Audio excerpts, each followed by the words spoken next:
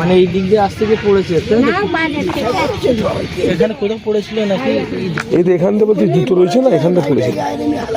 না না, ও কোথাও পড়েছিল, ওখানে কেটে পড়েছিল। এইচএসসি হাবিব মিডিয়া ও শিয়াখালা টিভি, আমি শেখ হাবিব রয়েছি আপনাদের সঙ্গে। আমি এই মুহূর্তে বসে আছি চন্ডিদা থানার অন্তর্গত যে জঙ্গলপাড়া রথতলা থেকে যে রাস্তাটা ডান দিকে একটা যাচ্ছে চক কৃষ্ণরামপুর, ঠিক এই যে দেখতে পাচ্ছেন পুকুর আছে, একটা সানের ঘাট আছে। এই পুকুরের কাছে এই যে আম গাছটা আছে দেখতে পাচ্ছি, সাইকেলটা যাচ্ছে, আম গাছের কাছে একটা স্কুটি গাড়ি রাত্রির 12টা নাগাদ দাঁড়িয়ে থাকে। এই যে সানের ঘাটটা দেখতে পেলেন, সানের ঘাটের কাছে কিন্তু একটা বডি ভাসছিল।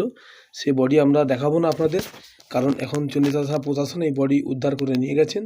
মৃত অবস্থায় ভাসছিল, একটা জুতো পড়া আছে দেখতে পাচ্ছেন, আরও একটা জুতো নিচের দিকে পড়া আছে এই জায়গাতে দেখতে পাচ্ছেন আপনারা যে দেখছেন অবশ্যই কমেন্ট করে জানাবেন। ঘটনাটি ঘটেছে মানে জঙ্গলপাড়া রথতলা। এই যে দেখতে পাচ্ছেন এখন বডি আছে, বডি এখন নিয়ে যাচ্ছে ময়নাতদন্তের জন্যই, যে আমাদের চন্ডিদা থানার প্রশাসন নিয়ে যাচ্ছেন শ্রীরামপুরে ময়নাতদন্তই। তারপরে বিষয়টা জানা যাবে কীভাবে মরল, কী কারণে মরল।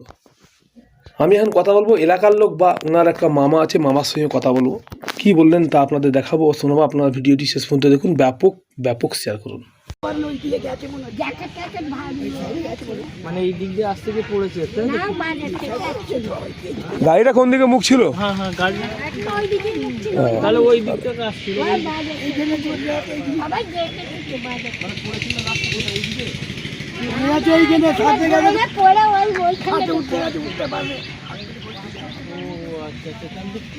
তাহলে তো কচুরি প্যানা টানা বলতে হয়ে যাবে না?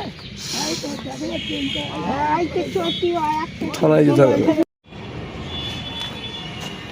এই যে বিদায় বন্ধু গাড়িতে এখন বডিটা আছে, যাবে এখান থেকে শ্রীরামপুর ময়নাতদন্ত যাবে দেখতে পাচ্ছেন। শুনলাম সকালবেলা একজন জলে ডুবে মারা গেছে, মানে পুলিশ উদ্ধার করলো। কি বলবেন, কে হয় আপনার, কোথায় বাড়ি? আমার ভাগনা হয়, এনার বাড়ি হচ্ছে চক কৃষ্ণরামপুর। উনি মানে জঙ্গলপাড়া থেকে বাড়ি ফিরছিল, একটা গাছ ছিল আম গাছে, মানে অ্যাক্সিডেন্ট করে গাড়ি নেই এবং গাড়িটা ওখানে রয়ে যায়, পুকুরে নাকি পড়ে যায়। ওখানে গিয়ে সম্ভবত আমি শুনলাম মানে একটা সানের ঘাট আছে, সানের ঘাট থেকে ডেড বডিটা উদ্ধার করা হয়েছে।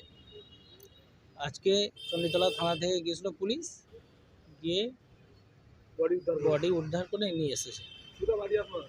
আমার বাড়ি নবাবপুর থান্দার পাড়া, কিন্তু আমার তো ভাগনা হয়, সেই সূত্রে আমি এসেছিলাম।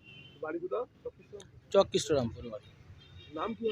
ওনার নাম হচ্ছে শেখ আশিক, বাবার নাম হচ্ছে শেখ মারুফ। বয়স অনুমানিক 49।